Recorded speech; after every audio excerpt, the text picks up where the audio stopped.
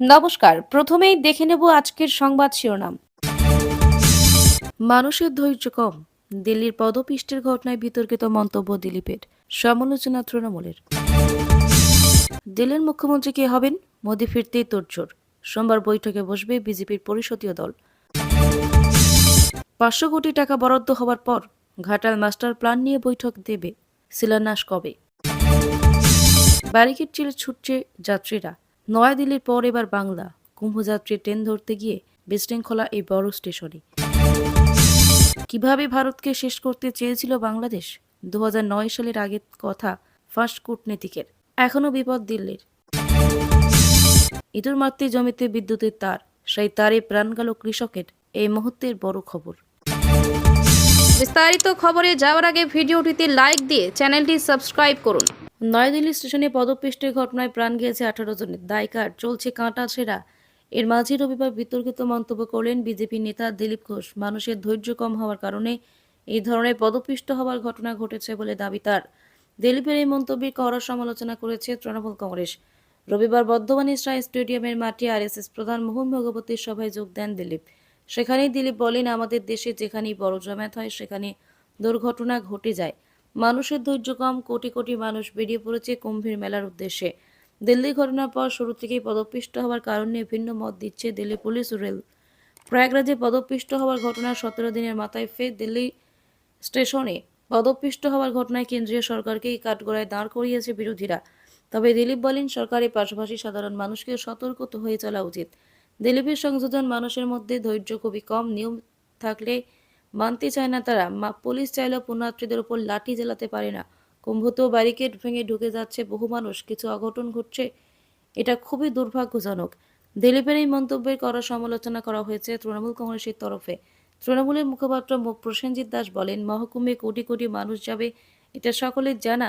ওর জানা উচিত। কেন্দ্রীয় সরকারের কাছে খবর থাকলেও সরকার কোনো ব্যবস্থা গ্রহণ করেননি।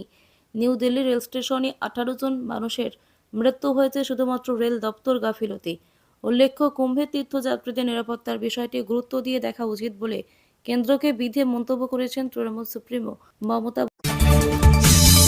আমেরিকা সফর সেরে প্রধানমন্ত্রী নরেন্দ্র মোদী দেশে ফিরতে দিল্লি নতুন মুখ্যমন্ত্রী বাছাই নিয়ে তোড়জোড় শুরু হয়েছে বিজেপির অন্দরে। দলীয় সূত্রে খবর, সোমবার দুপুরে বৈঠক বসতে চলেছে বিজেপির পরিষদীয় দল। সেই বৈঠকে নতুন মুখ্যমন্ত্রীর নাম ঠিক হতে পারে। দিল্লির জয়ের পর সঙ্গে সঙ্গে নতুন মুখ্যমন্ত্রীর নাম ঘোষণা করেনি বিজেপি। গত এক সপ্তাহ ধরে অনেকের নাম নিয়েই আলোচনা হয়েছে জাতীয় রাজনীতিতে, কিন্তু স্পষ্ট করে কিছুই জানা যায়নি। বিজেপি সূত্রে খবর ছিল, মোদী আমেরিকা সফর সেরে ফেরার আগে নতুন মুখ্যমন্ত্রীর শপথ নেবেন না। আর মোদীর অনুপস্থিতিতে যে নতুন মুখ্যমন্ত্রীর নাম স্থির হয়ে যেতে পারে এমন সম্ভাবনাও ছিল না। তাই শনিবার বিকেলে প্রধানমন্ত্রী দেশে ফেরার পরই তোড়জোড় শুরু হয়েছে। বিজেপি সূত্রে খবর, সোমবার বিকেলে 3টে নাগাদ দিল্লি বিজেপি কার্যালয়ে বৈঠকে বসবেন দলের 48 জন বিধায়ক। সেখানে নতুন মুখ্যমন্ত্রী বাছাই হবে। প্রসঙ্গত, প্রায় 3 দশক পর দিল্লিতে ক্ষমতায় ফিরেছে বিজেপি। 70টি আসনের মধ্যে 48টি আসনে তারা জিতেছে। অরবিন্দ কেজরিওয়ালের দল আম আদমি পার্টি জিতেছে 22 আসনে। বাজেটে ঘাটাল মাস্টার প্ল্যানের জন্য 500 কোটি টাকা বরাদ্দ করেছে রাজ্য সরকার। তার 4 দিন পর নিজের লোকসভা কেন্দ্রে গিয়ে ঘাটাল মাস্টার প্ল্যান নিয়ে বৈঠক করলেন দেব। বৈঠকের পর জানিয়ে দিলেন শিলান্যাস কবে হতে পারে। গত বুধবার বাজেট ঘোষণার দিনই ঘাটাল মাস্টার প্ল্যানের সাব কমিটির বৈঠক ছিল। রবিবার ঘাটালে টাউন হলে বৈঠক করল মনিটরিং কমিটি। তাতেই যোগ দেন সাংসদ দেব, ছিলেন মন্ত্রী মানস ভূঁইয়াও। বৈঠকের পর দেব বলে, আজ ঘাটালের মানুষ বুঝতে পারছেন আমি 2024-এ কেন ভোটে দাঁড়ালাম। একটাই শর্ত ছিল, ঘাটাল মাস্টার প্ল্যান বাস্তবায়িত করা। দিদি আমাকে কথা দিয়েছেন ঘাটাল মাস্টার প্ল্যান করে দেবেন। 1 বছরও হয়নি, ঘাটাল মাস্টার প্ল্যানের 1/3 দিয়েছেন। টেন্ডারে কাজ শুরু হচ্ছে। সংসদের সংযোজন, ঘাটাল মাস্টার প্ল্যান 1500 থেকে 2000 কোটি টাকার প্রজেক্ট। এটা একা রাজ্য সরকারের পক্ষে সম্ভব ছিল না, কিন্তু উনি কথা দিয়েছিলেন এবং কথা রেখেছেন। আপনারা 3 দিন আগে জেনেছেন, আমি আগেই জেনে গিয়েছিলাম। দিদির সঙ্গে যখনই দেখা হয় ঘাটাল মাস্টার প্ল্যান নিয়েই কথা হয়। ঘাটাল মাস্টার প্ল্যান প্রকল্পের নজরদারির জন্য মাস দেড়েক আগেই মনিটরিং কমিটি গঠন হয়েছে ঘাটালে। ইতিমধ্যেই পারচেজ কমিটি গঠন এবং তার বৈঠকও সেরে ফেলেছে জেলা প্রশাসন। সেখানে জমি কেনা নিয়ে একাধিক গুরুত্বপূর্ণ সিদ্ধান্ত নেওয়া হয়েছে। সিদ্ধান্ত হয়েছে, জমির মালিকদের সঙ্গে আলোচনা করে তাদের লিখিত সম্মতি দেওয়ার পরেই জমি কিনবে প্রশাসন। কিন্তু প্রকল্পের শিলান্যাস কবে হবে তা নিয়ে এখনও আলোচনা চলছে ঘাটালে। দেব বলেন, দিদির সঙ্গে কথা বলার পরেই শিলান্যাসের দিনক্ষণ ঠিক হবে। পিছু ছাড়েনি বিশৃঙ্খলা, এ নিয়ে দুবার পদপিষ্টের ঘটনার পরেও হুঁশ ফেরেনি সাধারণ মানুষের। শনিবার রাতের ঘটনার পর 24 ঘন্টা কাটেনি, আর তারই আগে নয়াদিল্লি স্টেশনে ফিরেছে সেই গত রাতের ছবি। সামান্য ট্রেনে ওঠা নিয়ে দেখা গেছে জমে মানুষের টানাটানি। আর এবার নয়াদিল্লি থেকে 1260 কিলোমিটার দূরে খোদ বাংলার বুকে ফুটে উঠল একই রকম বিশৃঙ্খলার ছবি। রবিবার সন্ধ্যায় আসানসোল স্টেশনে প্রয়াগরাজ হয়ে মুম্বাইগামী ট্রেনটি ঢুকতে অসংরক্ষিত কামরা বা জেনারেল বগিতে ওঠার জন্য ঝাঁপিয়ে পড়ে ক্ষিপ্ত জনতা। পুলিশি বাধাকে বুড়ো আঙুল দেখিয়ে ট্রেনের দিকে ছুটে যায় তারা। তৈরি হয় হুড়োহুড়ি পরিস্থিতি। অবশ্য এতে কোনো পদপিষ্টের বা হতাহতের ঘটনা না ঘটলে এখন এমন হুড়োহুড়ির জেরে সেই কাণ্ডটা ঘটতেও বা কতক্ষণ, সেই নিয়ে প্রশ্ন তুলছেন অনেকেই। খোদ রাজধানী বুকে গতরাতে এমন অঘটনের পরেও যে একাংশের মানুষের এখনও হুঁশ ফেরেনি, এমনটাই বলছেন কেউ কেউ। স্থানীয় সূত্রে খবর, রবিবার প্রয়াগরাজ হয়ে মুম্বাইগামী আসানসোল মেন ট্রেনটি 7:40 স্টেশন থেকে ছাড়ার কথা। যথারীতি যাত্রীদের সুবিধার্থে রওনা দেওয়ার সময় 1 ঘন্টা আগেই আসানসোল স্টেশনে 2 নম্বর প্ল্যাটফর্মে এসে হাজির হয় সেটি।